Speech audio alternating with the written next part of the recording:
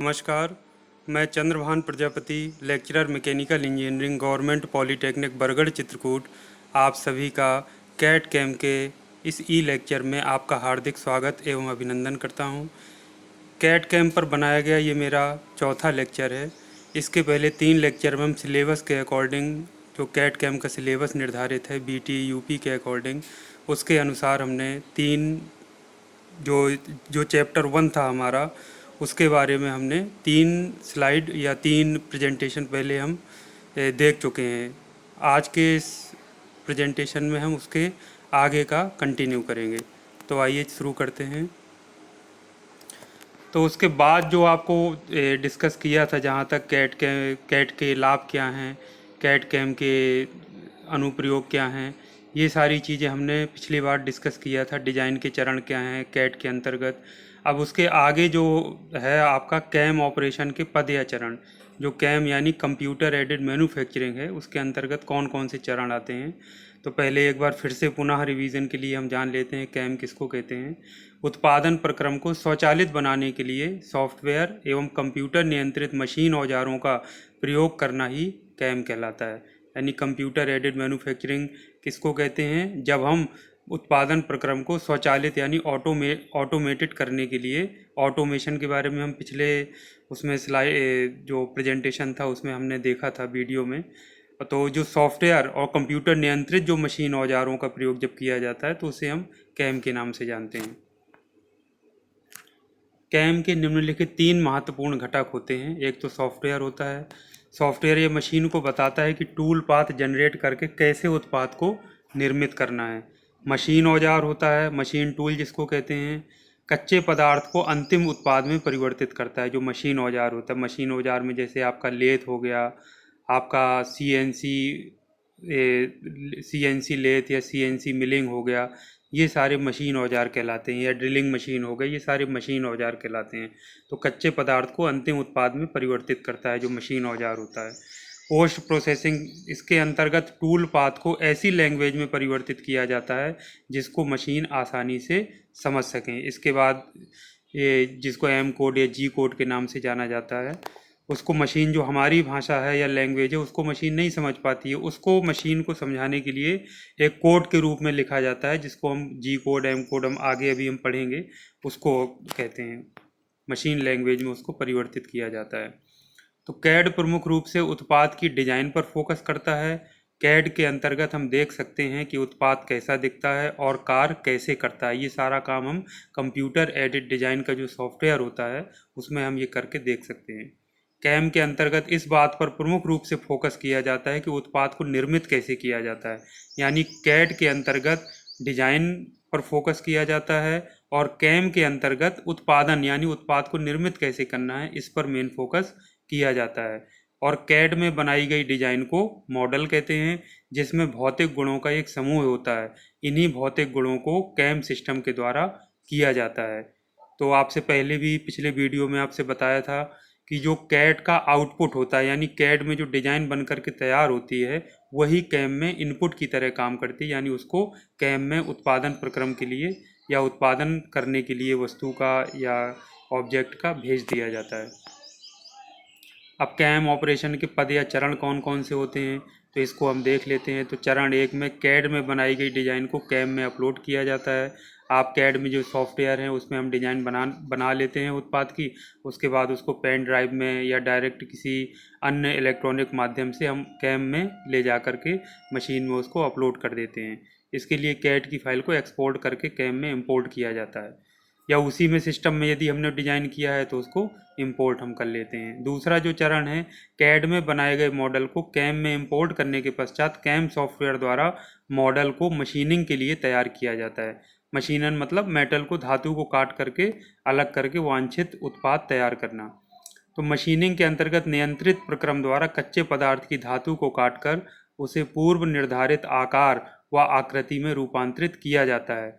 Machining के अंतर्गत धातु कटाई प्रक्रम में ड्रिलिंग हो गया, मिलिंग हो गया, बोरिंग हो गया, टर्निंग इत्यादि प्रक्रम आते हैं। टर्निंग आप जानते हैं, लेथ मशीन में जो हम ऑपरेशन करते हैं उसको टर्निंग ऑपरेशन के नाम से जाना जाता है।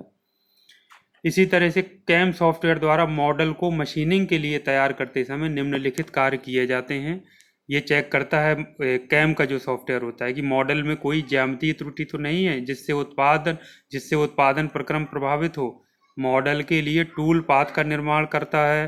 टूल पाथ से तात्पर्य कोऑर्डिनेट्स के सेट से है जिसको मशीन औजार मशीनिंग के दौरान फॉलो करता है। मशीन पैरामीटर जैसे कटिंग स्पीड कितनी होना चाहिए, वोल्टेज, कट की गहराई इत्यादि को सेट करना, ये सब कैम सॉफ्टवेयर के द्वारा ये सारे कार्य किए जाते हैं जो आप अभी स्क्रीन पर देख पा रहे हैं। तीसरा जो चरण होता है, जब मॉडल मशीनिंग के लिए पूरी तरह से तैयार हो जाता है तो उक्त सभी तरह की सूचनाओं को उत्पाद को भौतिक रूप से निर्मित करने के लिए मशीन को भेजा जाता है। सामान्य तरीके से दिए गए निर्देशों को मशीन समझ नहीं पाती है, अतः निर्देशों के समूह को एक ऐसी मशीन लैंग्वेज में परिवर्तित किया जाता है जिसको मशीन आसानी से समझ सके। कंप्यूटर की भाषा में इसी मशीन लैंग्वेज को जी कोड के नाम से जाना जाता है। जी कोड और एम कोड के बारे में हम आगे और विस्तृत रूप से चैप्टर 4 में जो कैम का पूरा एक चैप्टर है उसमें हम अध्ययन करेंगे। तो अतः हम कह सकते हैं कि जी कोड मशीन लैंग्वेज में लिखा गया निर्देशों का एक ऐसा समूह है जिस पर मशीन नियंत्रित रूप से कार्य करती है।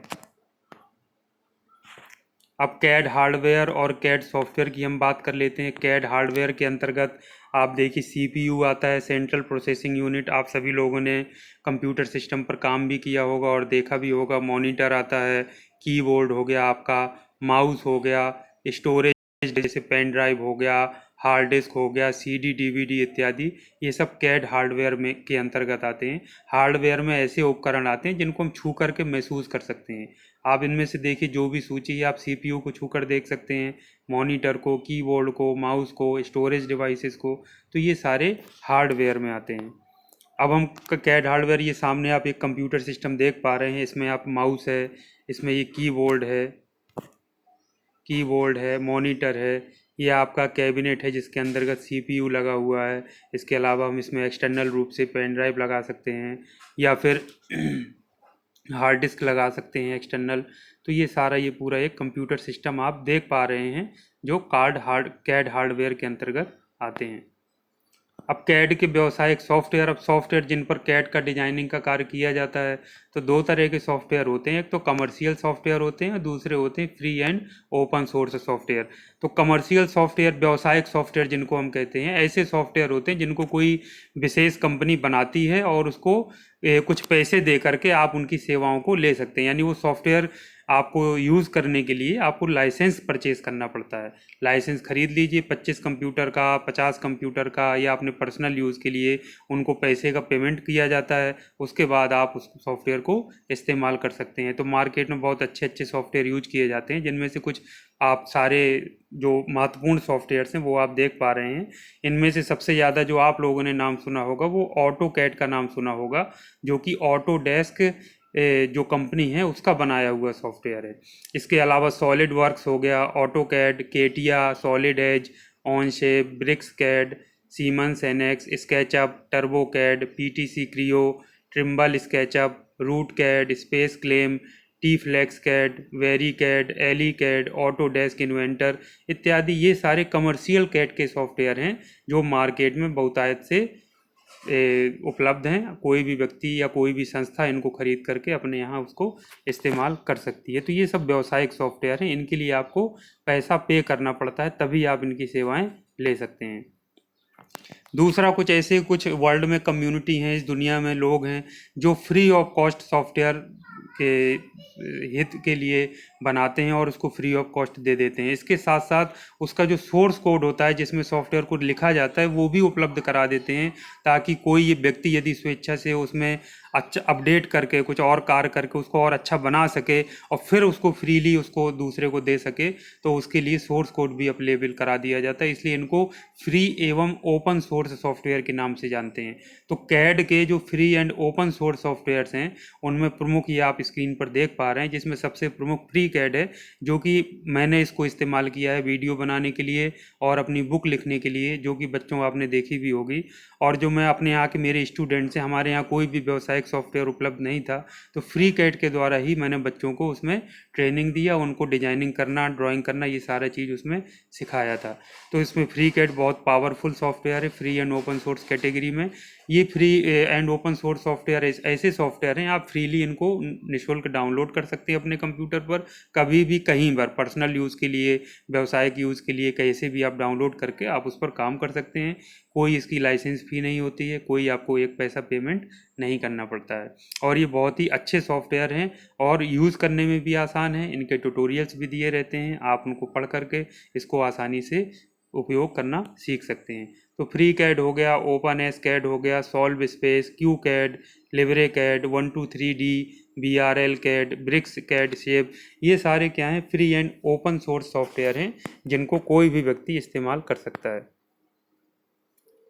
अब कुछ इस जो पहला चैप्टर था वो लगभग समाप्त हो गया है, पूरा हमने जो भी थे 4 वीडियो में पूरा आपको बता दिया है।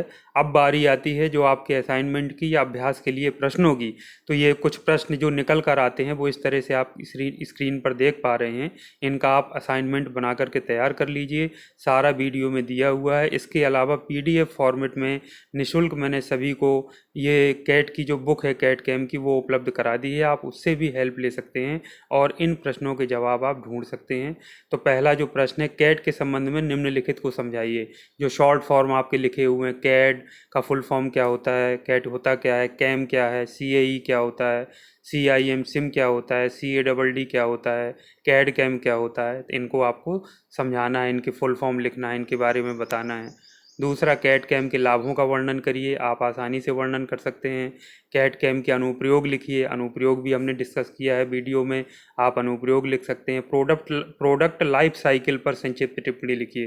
प्रोडक्ट लाइफ साइकिल आपको बताया था, प्रोडक्ट के जब आइडिया जब जनरेट होता है, यानी कि नीड यानी आवश्यकता के साथ प्रोडक्ट की शुरुआत होती है और कस्टमर के पहुंचने तक वो पूरा प्रोडक्ट अपनी लाइफ साइकिल तय करता है, तो वो भी हमने डिस्कस किया था। और कैट कैम के साथ उसका क्या संबंध है, इसके बारे में भी बताया था। कैट कैम को लागू करने के कारणों को सूचीबद्ध करिए, पूरे कारण सूचीबद्ध किए गए हैं, वीडियो में मैंने अच्छे से उसका डिस्कस किया है। क्या कारण है जिनकी वजह से कैट कैम लागू किया गया है, आज सब जगह अपनाया जा रहा है। स्वचालन का ऑटो कैट कैम से क्या संबंध है, स्वचालन क्या होता है, इसके बारे में, ऑटोमेशन के बारे में हम बात किए थे। कैट कैम से उसका क्या संबंध है, इस बारे में बात किया हुआ, आप लोग इसको आसानी से लिख सकते हैं।